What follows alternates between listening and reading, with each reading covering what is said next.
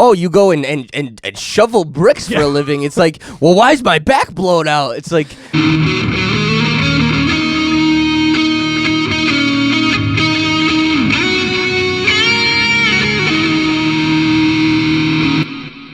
All right, we on, boys. So funny. There's like a shift in like personality and persona. It's like, hold on, let me put my radio voice on real quick. Good evening, good morning, Radio Land. Benji. Well, it was kind of like, oh, nobody's talking about something that we can just clip into, so like something had to start. But that was probably the weirdest way you could start. I didn't think it was that weird. Well, maybe it was kind of out of context, but nonetheless, definitely there was no context to add to. Yeah, fair.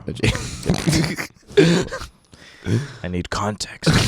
I need to know the scope of the project. Welcome to the Life Podcast. My name is Eric. I'm here with Tyler. Yo. Benji. Hello. I like how this has continued to, yeah, I know, right? It's like continued to happen. I'm going to make it a button one day. Oh, yeah. The Benji. Benji. But the tracer marker sounds like the... Yes, it'll be great. Oh, man, these are just ideas, let me tell you. I'm glad you like them. Yeah. I did have, like, at one point a button station. I used to use my MIDI controller. Oh, yeah. But I definitely, like, it was too much. I don't let me get in control with the buttons. Sounds like one of those old radio shows, like... Yeah. Ooh, hey, for like maybe Benji. Yeah. maybe next season you can make like a remix, like make a beat with not a snap track, but like you make your beat with like a duck and like a click, so it'll be like Oh, yeah. whack, whack, and then like remix in like that guitar clip. We could probably definitely do that, dude. So season 2 we'll have a remix for our intro. So I'm gonna buy an OP1 and then Yes. yeah. Right. Yes. Put it on the business expense line. buy a $1,300 synth and then We can make the whole thing right here. yeah, I'll play around with it. Yeah, that's the price to pay if you want to get in. That's Yeah. the bar's set. Pay That's to play. the excuse. That's the only reason I needed. Good job, Tyler. Now I have a reason. No.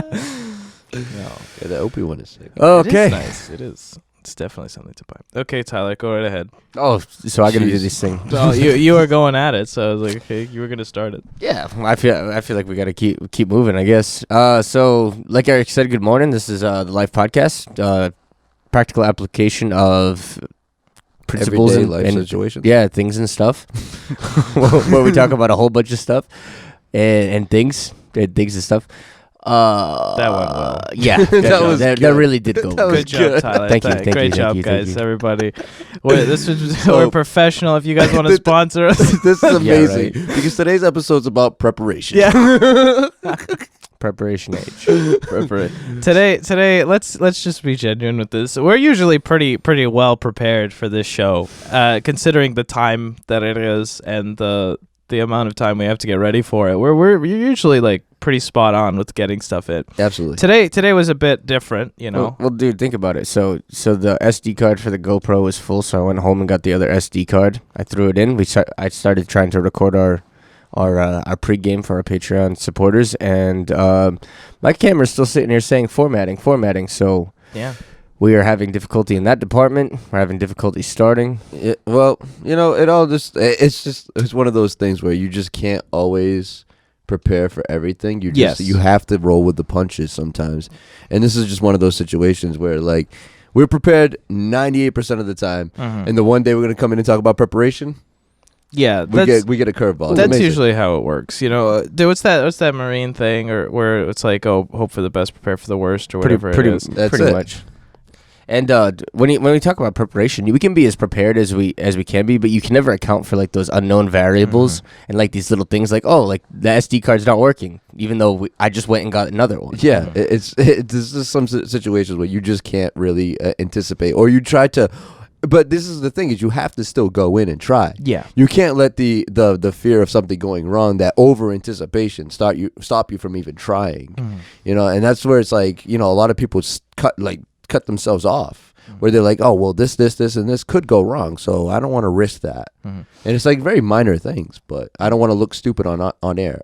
Yeah, absolutely. We're playing an odds game, you know, so we're trying to leverage as much as we can to our side of the odds, you know, where it's like, okay, by being prepared, there's a higher chance of you getting everything right, you know, and it's like, that's something to think about. I'm going to sneeze. Bless you. Thank you. Sorry. We can Very cut that out. professional. Yeah, very professional.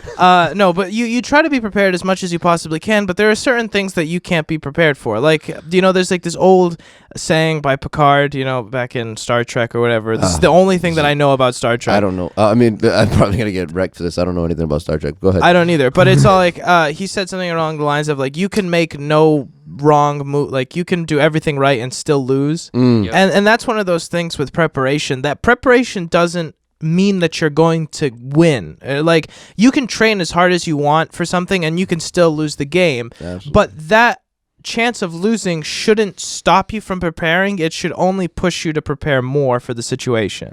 Yeah, go ahead. No, if you have, I was going to say the reward is what is the balance of that. The reward is what gets you to want to take that risk. Mm-hmm. It's not about, you can't think about, the risk of failing. You can't think about it's the reward of winning that gets you to actually get up and go. Like the reward of being, fully self-sufficient, or the reward of winning a trophy, or the reward of, whatever it is that you're striving for. It's that reward that makes the risk seem, I don't want to say like it's not important, but definitely like more manageable, or not as big as a mountain as it could be. Yeah. So being an OG survival enthusiast before like Naked and Afraid and everything, like OG? started blowing up on TV, and people started capitalizing on actual bushcraft. You see this a lot in that bushcraft community, where a lot of people they jump in, they go and they camp out in their backyard 3 or 4 times. They go out and they get some like the best equipment, but then that best equipment, if they're not, they're super prepared. They have way too much stuff actually. Mm-hmm.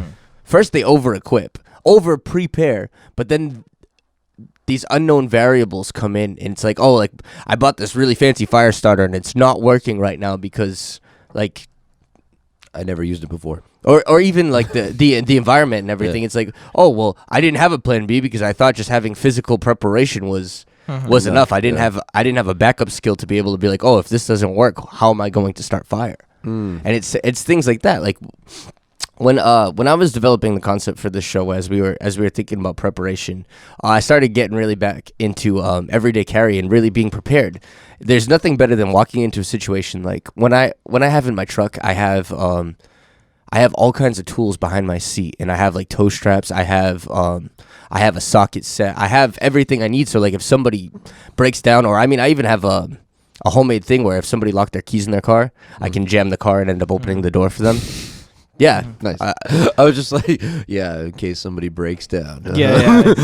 Exactly. Yeah, well, it's to rescue the puppies that are trapped in the hot car. Absolutely. I can break into a car really fast.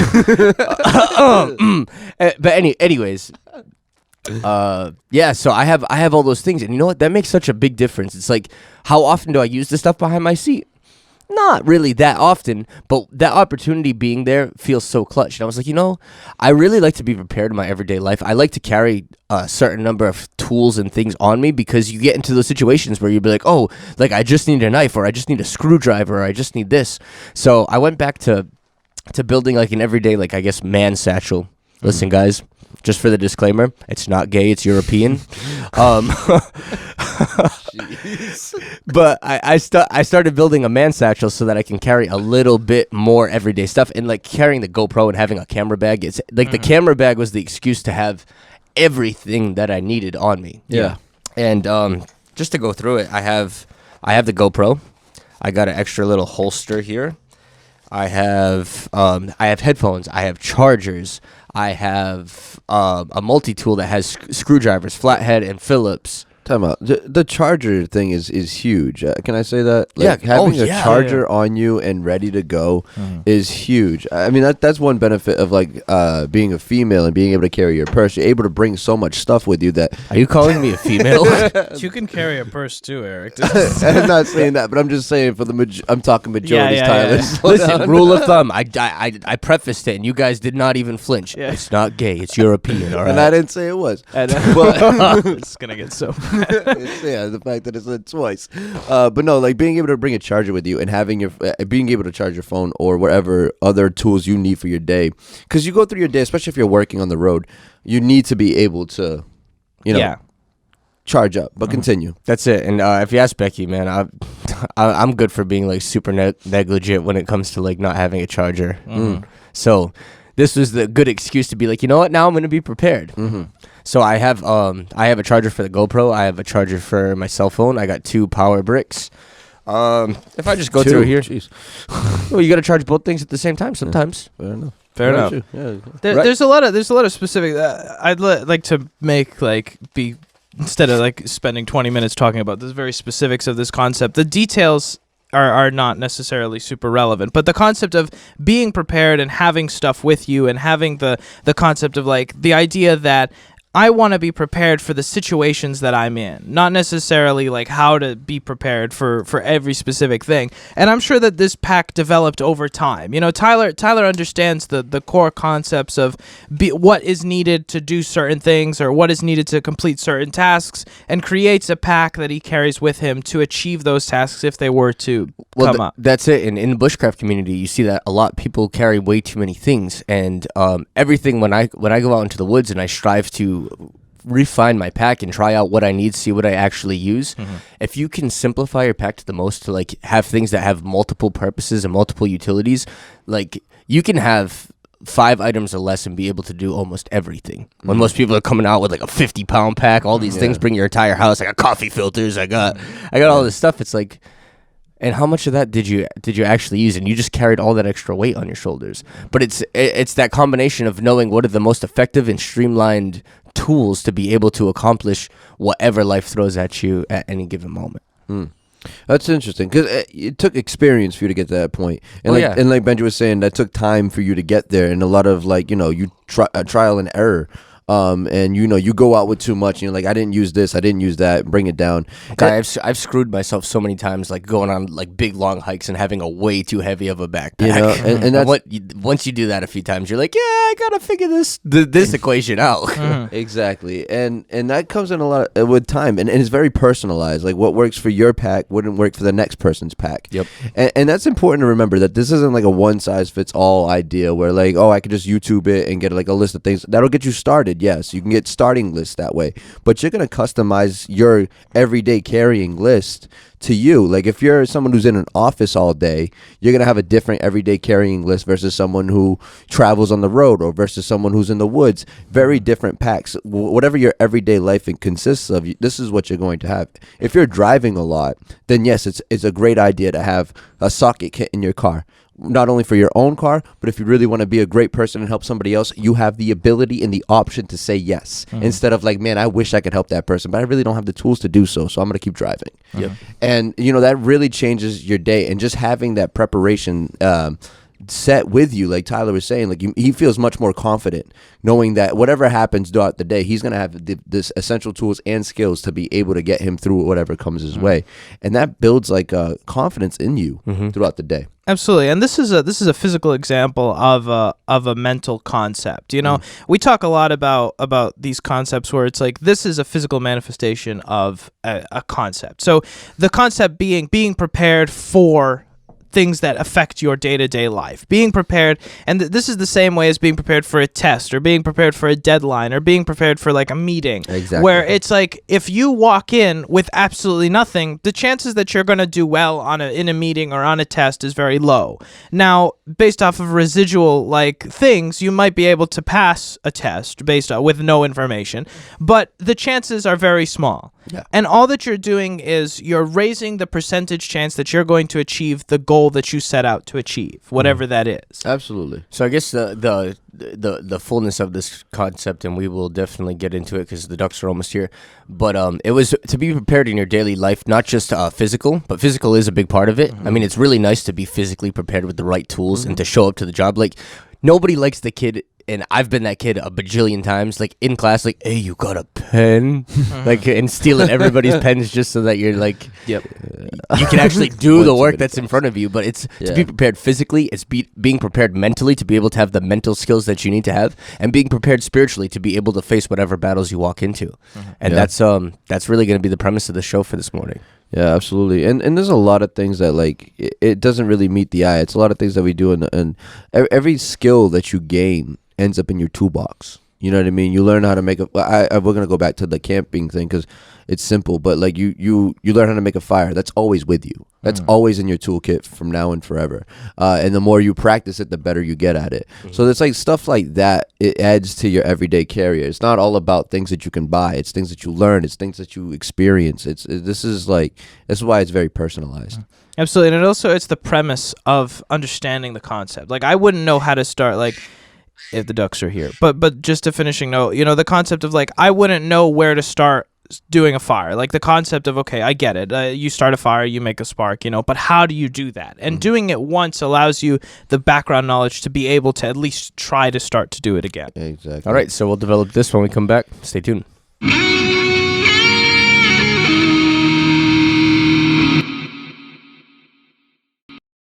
We would like to thank Anchor for sponsoring and hosting the Life podcast. So who are Anchor and what do they do? Anchor is the all-in-one platform that gives you everything you need to make and publish your podcast. And best of all, it's all free. Anchor allows you to use their creative tools to record and edit your podcast. No need for any fancy professional equipment. Sounds amazing, right? And we haven't even gotten to the best part. Anchor isn't just a recording and editing platform. They're a publisher too. This means that Anchor takes care of all of the hard stuff, like publishing to Apple and Google Podcasts, so you don't have to. So what are you waiting for? Download the Anchor app today or go to anchor.fm to get started. Another thanks to Anchor for hosting, publishing, and sponsoring the Life podcast. All right, so we're back, and we're talking about being prepared in everyday carry and things that we can do to be able to be better prepared for life in general, whether it be physical, spiritual, or emotional, or mental. Yeah. Anybody have any little things that they want to grab onto that they were thinking about? Yeah.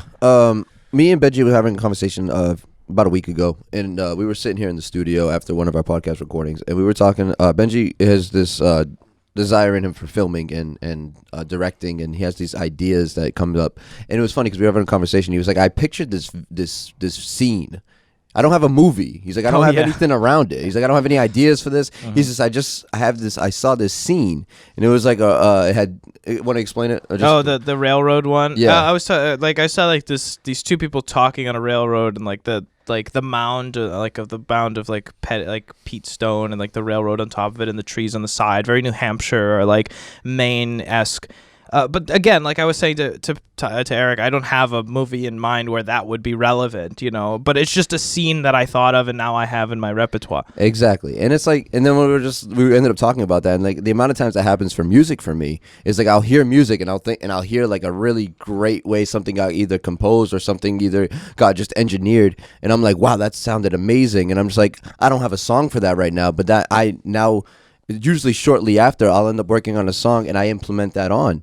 And it's these are the tools that you're gaining, even on a soft side, where I was saying it's not all about the physical things. It's also about the things that you learn along the way. And those ideas like that, there will come a film where Benji's gonna be I know exactly what I want to put here, and it's gonna be that scene, and it's just gonna fit well. But this is the thing is you're preparing for the future, even on what your creation, your creativity is also needs preparation sometimes. That's it. So let's go back to the camping example, because I can be able to bring a full shadow so that everybody understands what we're talking about. So just as you need to be prepared with the right tools and the right things to be able to go camping, there are things in life. Benji was talking about I don't know the beginning concept of even say starting a fire, and to know your situations, to know the right tools for the right situation and know how to use them is really important. You can send Benji into the woods with a lighter and he can go and start a fire because it's very simple, it's very easy, but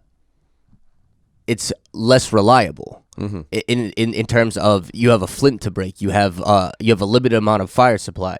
Whereas if you went in with a flint and steel or a ferro rod, all you need is this waterproof basically piece of metal that you strike with the back of your knife, and you can start a shower of sparks. And if you have the right base for it, you can start as many fires as you want. And you can get probably 3 times the amount of fires as a lighter. So talking about that, we can have all these tools in our box. We can have all this knowledge, but if we don't have the wisdom to be able to apply the knowledge within our lives, we won't be able to move forward or go anywhere. You have a math test.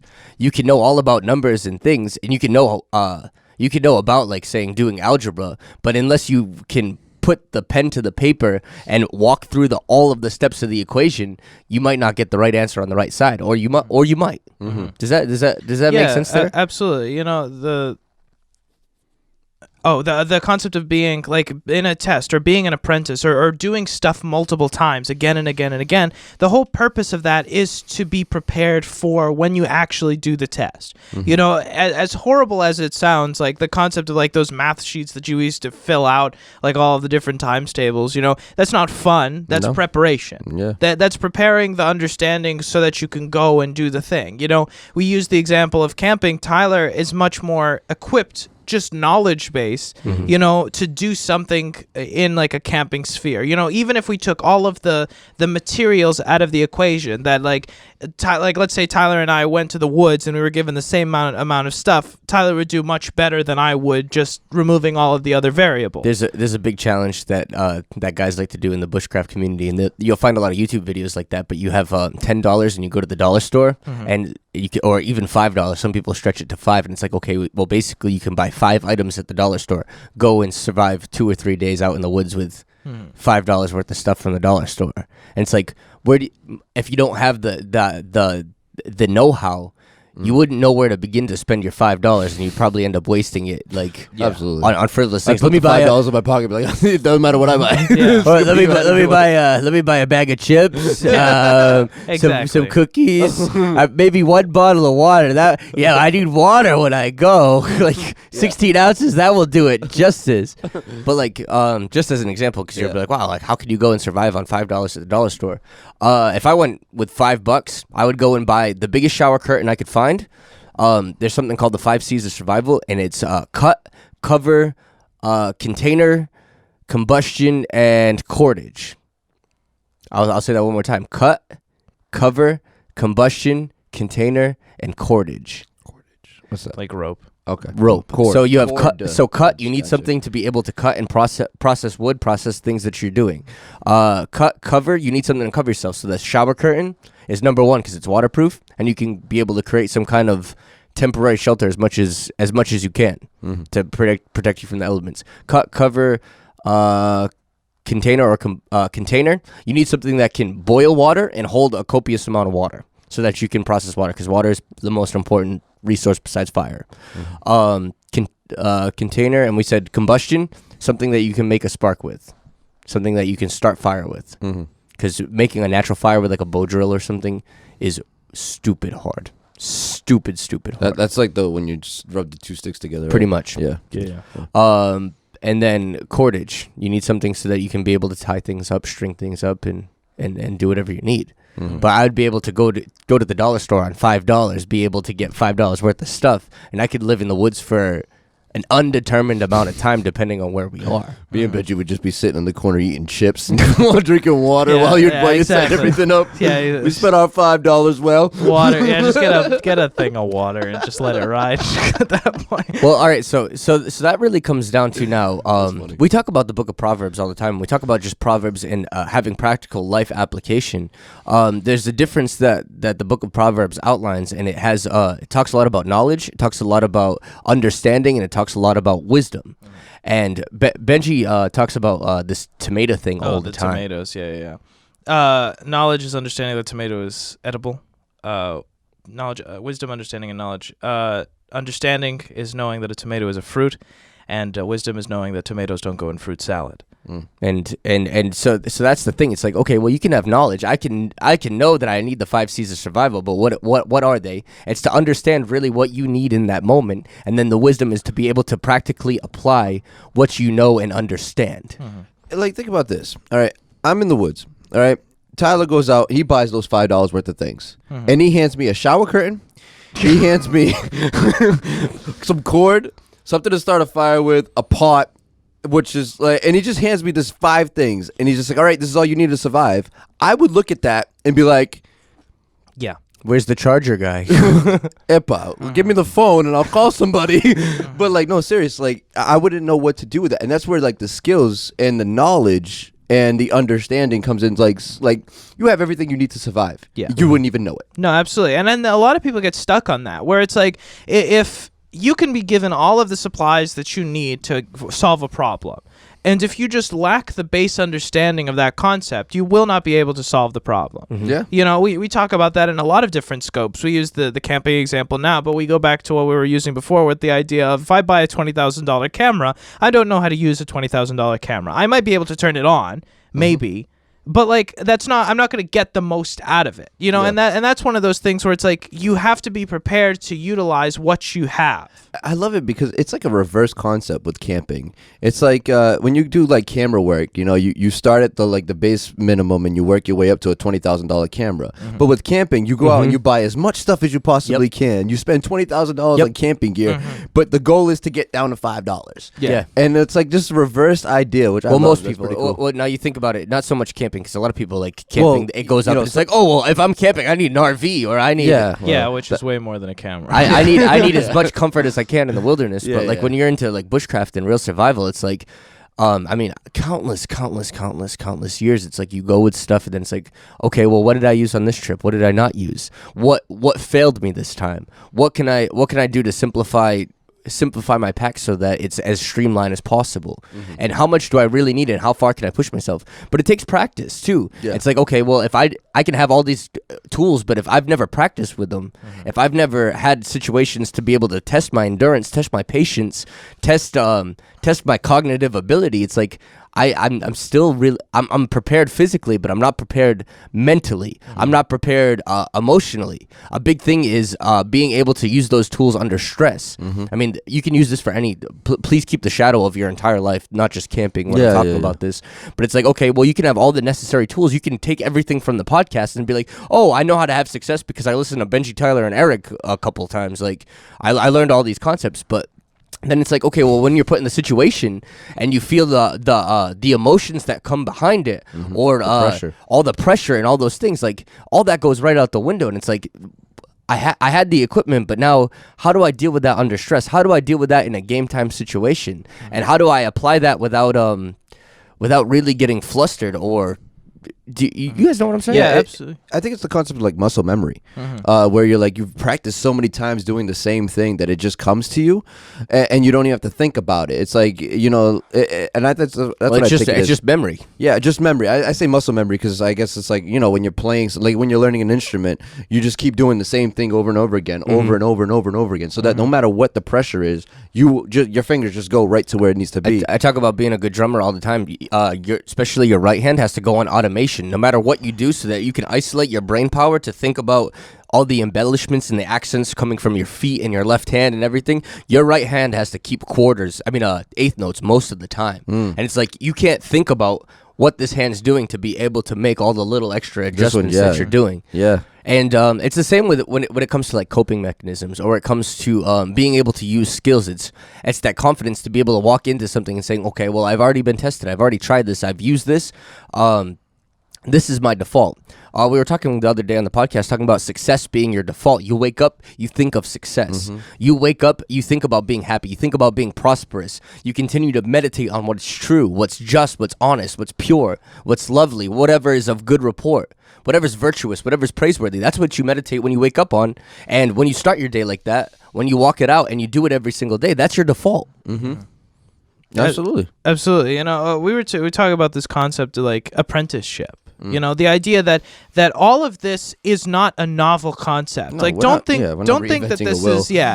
is we're not like reinventing the wheel and like we're coming up with this crazy concept. It's like, you think of an apprentice. What an apprentice is somebody who goes and does stuff under the guide of a master, okay? And what do you start with? Like, let's say you want to be a blacksmith. What do you start with? You don't get $20,000 worth of metal, and like he says, go pound away at this, and then no, you start by fanning the bellows. It's like, you do the worst possible job the first time, and you do it for years. It's like carting metal back and forth, fanning the bellows, starting the furnace, stuff like that, and that prepares you to understand the core concept of the topic. You know, a lot of people go into something, be it camping, be it filming, be it music production, be it whatever, and they know just the facade that everybody understands. Like, everybody understands, oh, music is made up of notes. That doesn't make me a music expert. They understand camping, I need to make a fire. Wood is used to make a fire. Like that, like what, like, you don't understand the core mechanics of this topic. And that's what we're talking about. It's like, you talk about any field, or you talk about math. It's like, understand the core mechanics before you start trying to do the fancy stuff. And people jump in and they want to be this fancy person. You know, we talk about music. Everybody wants to be the next big music producer, or the next big director, or like, oh, I bought a camera and now I'm Steven Spielberg. Like, that's not how this works. It's like, you have to actively participate in the field and understand and prepare and go through the motions. You know, nobody wants to go and grind the brick. You know, like we used to say, shovel the bricks. Yeah. You know, which is like, you know, go and Which is shovel an bricks, go an and start amazing working. saying. You know, like, work hard and do it. Everybody wants to jump in and start with a $300,000 budget and go make something massive. Yep. But that's not what everybody does. All right, so talking about preparation and shoveling the bricks, that's what it is too. I mean, if I give anybody a shovel, if you gave me a shovel right now and that wasn't my practice, and it's like, oh, you go and shovel bricks for a living, it's like, well, why is my back blown out? It's like, you didn't prepare physically to be able to do shovel loads of bricks at a time. Like, yeah, it's such an amazing mental image. But seriously, like, a lot of times people, you're not prepared physically, you're not prepared emotionally, you're not prepared physically, spiritually to be able to walk into these certain application things. And it's like, oh, well, I kind of understand the concept, and maybe I have a couple physical tools in my hands. But it's like, okay, well, now you gotta get through it in all areas, in all aspects, and practice. I was going to say, preparation comes with a sacrifice of time. You know what I mean? This is a trade-off. You're trading off your time, which is so valuable, and you're giving it to preparation. And this is why I think a lot of people hesitate, because it's like, oh, that's my time. I don't even know if I'm going to like that forever. So I think I don't know. I just feel like that is a huge like fear factor in people, that like, I don't want to give all my time to this, because what if I don't even like it? Well, why am I going to be an apprentice for the next 7 years to a blacksmith if I don't even know if I want to be a blacksmith? So like, there's a lot that goes into this. Like, you have to be sure that this is what you want, because the preparation part does take a lot of time. Building a business is not overnight. Building a business is time consuming and commitment, and you have to love the grind. You guys know Gary Vaynerchuk? I love Gary Vee. Yeah. No, I haven't heard of it. He's this business guru guy. He's a little rough around the edges, but he really he makes sense when he talks about a lot of certain things, and really he talks about like the sacrifice and really like the hustle. If you love the hustle and that's what you're in for, a lot of people only see the success side, but it's like, you didn't see all the sacrifice of all the money that you put in and everything, and all that time, the energy, the effort, the management of funds, the management of employees, and the reinvestment of all the profit that you could have made to be able to make that business churn out those big profits. The personal sacrifice, the lack of sleep, the the friends that you never made, like all sorts of sacrifices, you know. But yeah, we're gonna talk more about this when we get back from the break. Stay tuned. We almost got cashed on that take right there. You know what I'm saying? Slight panic at the studio. Oh yeah, it's okay. But anyways, Gary Vee is so legit though, and he talks about it. And we were just kind of checking like that little video, and he was talking about like being prepared, and like, why. Talk to me about your bills, and like, what does it look like to be successful? Why are you going out Thursday, Friday, Saturday night and spending all this money? Why do you have this lavish apartment when it's like all that extra money could be attributed to your success or your mental well-being, your emotional well-being? Yeah. Go ahead. Eric was saying something very interesting about the blacksmith thing. Or it was like, oh, you know, I'm going to spend 7 years of my life. I don't even know if I want to be a blacksmith. I don't think that. I think that most people know what they want to be. I think that most people don't want to put in the effort to be what they want to be. You know, where it's like, I want to be a blacksmith. I want to do this thing. This means that I have to give up my life to doing what is required to be a blacksmith. And that's not something that a lot of people want to give up. You know, because I think that most people are comfortable where they are. And humans are not going to make drastic changes in their lives unless they're not comfortable where they are. Yeah. That, and I mean, or their ideas or their vision of their life is a little out there. You know what I mean? I want to be a rock star. That's not like an everyday path that's walked. Yeah, that's not a play it safe. Well, but like, You know, That's not overtime at the bank. You know, so then you're afraid Yeah. to like, I don't want to dedicate all this time, all this effort just to find out then that I'm not a rock star. Well, then shame on you, and you'll never be a rock star. Exactly. Because I was talking to Tyler one day. We were walking back from a coffee shop, and I was talking to Tyler, and I was like, "There's something like this kind of romanticized image of living out in a van down by the beach surfing in California, and it's like at the end of the day, what is wrong with that concept? Nothing. Yeah, there's nothing wrong with it, but it's like It's like because I want the Mercedes and I want the house in Beverly Hills and I want the 3 assistants to manage my calendar. Your life is wrong because you decided that you're gonna live in a van down by the beach and surf all day. live by your means. Yeah. It's like if you're okay with keeping your bills low and you're okay with not having the flashiest stuff and you want to live a certain lifestyle and that's how you do it, that is completely fine. If you want to have expensive bills and you want to live a lifestyle that requires you to not like it requires you to work the 40 hours or 50 hours or 80 hours a week to maintain it, then you have to accept that. You know what I mean? You're working to have what you to have your stuff. Yeah, Gary Vee was talking about that, and that was kind of like the clip that was coming to my mind as we were talking. And I started to bring him up. He was having like a almost like an argument with this guy at like one of his summits, and this guy asked him a question. He was like, "Well, why isn't my business prospering in this?" And he's like, "Well, you're letting life and the things that you have in this life stop you from getting into the upper echelon of business." It's like, and it's talking about that sacrifice, and he's like, all this extra money that I make, I pour it back to my business so that my business goes from $1 million to $1 billion, so that I can get to that level. And he's like, you with your mindset that you're walking in right now, and the comfort that you have, and the Mercedes that you want to maintain and keep, and all these vacations and all these extra things that you do, you're letting life hinder where your business is going to go if you want your business to get there. Absolutely. We talk about this idea, and it's such a simple idea, and everybody knows this concept, and it's you can't have your cake and eat it too. Yeah. And that's what a lot of people have a problem with their dreams, because people have a problem where they want to be Instagram famous, they want to be an influencer, they want to start their business, they want to do all of these things, but they're not willing to put in the time that's required to do those things. I'm sorry. I've heard that saying a million times, and for the first time, I actually like understand it to a new concept for myself, and I'm like, that's actually awesome. It's just like and for those of you who maybe still don't understand it, what it means, like, to have your cake, it looks good so you can show people, get the pictures, and get everything looking right so everyone can see you in a certain manner, versus eating it.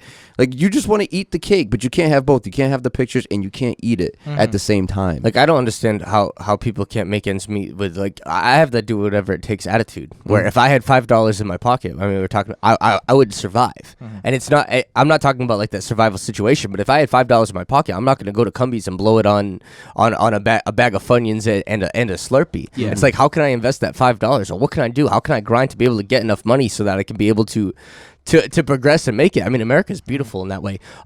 We know somebody who talks about it. It's like, you need to go make some money, and you don't have a job, you don't have anything, go collect cans until you have enough money to go buy a bucket and a squeegee, and then walk around to all the local businesses and be like, hey, listen, I'll wash your window. Yeah. You make a little bit of extra money. You take that money, you reinvest it.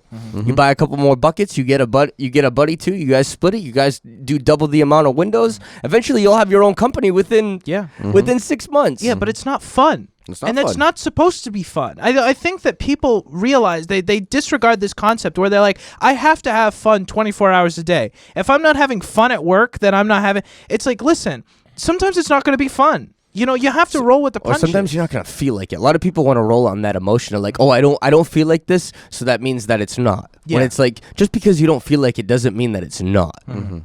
I think it's important for everyone who's listening to understand that the things that we're talking about for the last 28 episodes, these are not easy concepts. We're not sitting here saying like, oh, it's going to be an easy walk. No, but getting started is the hardest part.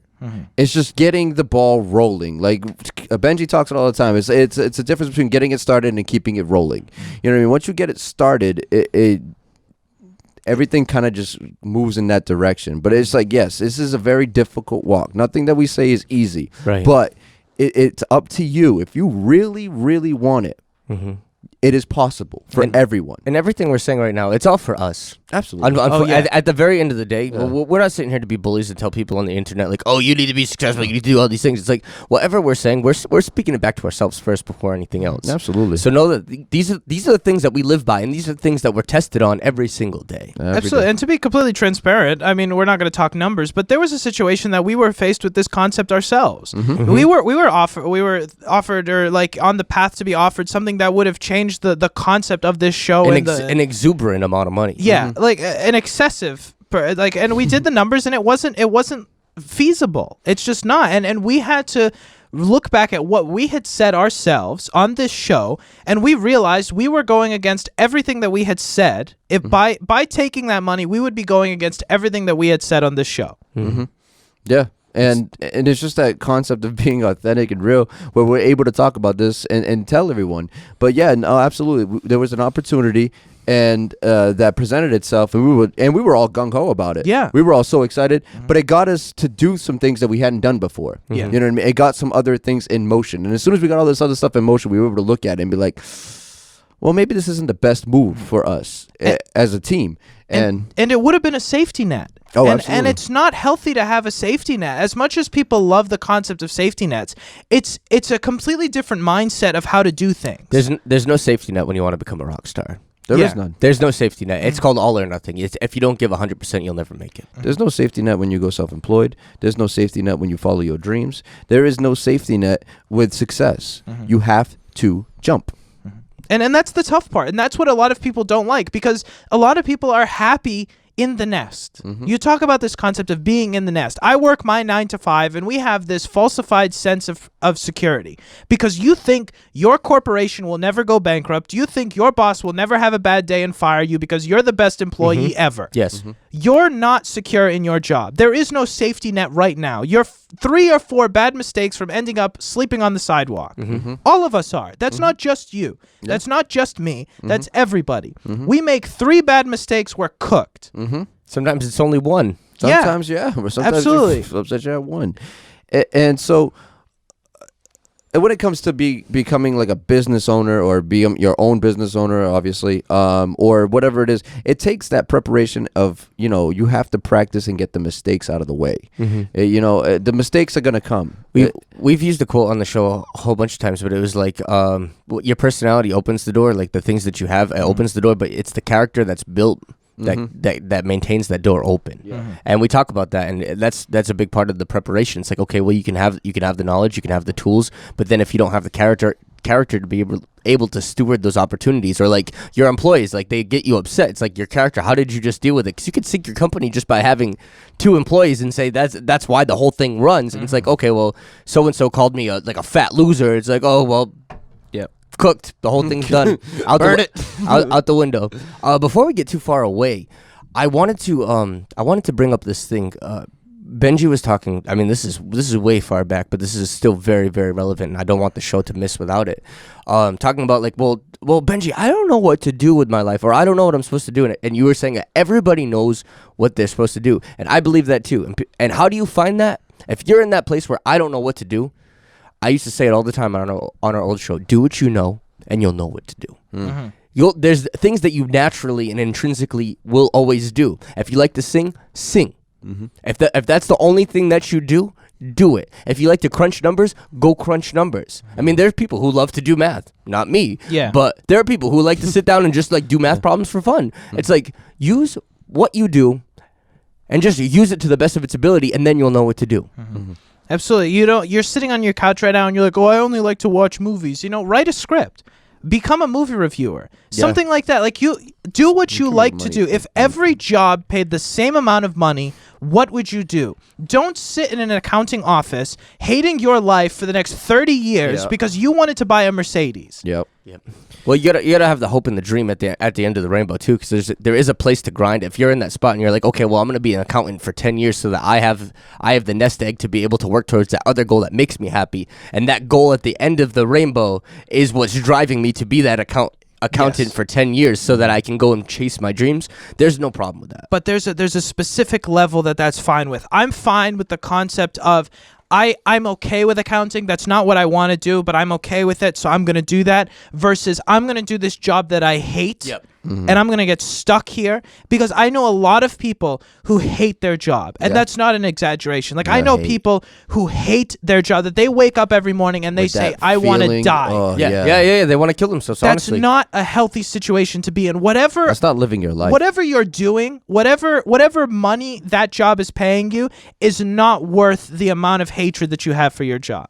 It is 2019. You can make money practically doing anything in 2019. It was funny. I was making a joke with my dad. We went over to the bank, and there was a truck that pulled up, and this guy in the truck goes inside, grabs some stuff, comes back to the truck. And I'm sitting there, and I read the side of the truck, and I'm just like, this guy comes here to pick up papers to shred for the bank. Yes. There is literally a company that gets paid to shred paper. Yes, they do. You can get paid for anything. Shredding paper. Granted, like, important documents there's a need for everything. Find a way to provide a solution to a need, and you got yourself a job. We said it, window. That's the beauty of capitalism, and that's the beauty of America. There's an opportunity. It's unregulated. If you see the need, you can meet it, and you can capitalize and make money on it. And if you don't like to do something, somebody else doesn't like it either. You know, you see somebody, you think about it, the concept of like cooking, the concept of cleaning, basic concepts. You can hire people to do that for you. Yep. You want to clean your house, you have people to do that for you. You love to do something that other people don't like to do, capitalize on that process and market it. You don't have to, we get stuck in this concept of like this societal box that it's like, okay, everybody has to follow this regimented system. Everybody has to follow this regimented guide. You talk about Twitch, you talk about YouTube, you talk about all these different platforms. That's basically the concept of you do something and people will pay you to do it. And it's like, no, not everybody's going to do it. But the concept of like, you'll never know if you don't try.